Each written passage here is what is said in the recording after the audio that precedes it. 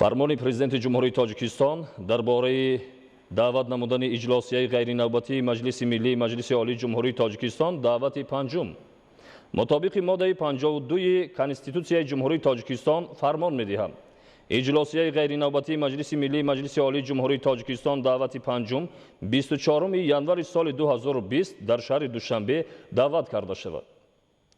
ба баррасии иҷлосияи ғайринавбатии Маҷлиси Миллии Маҷлиси Олии Ҷумҳурии Тоҷикистон даъвати панҷум масъалаҳои зерин пешниҳод карда шавад.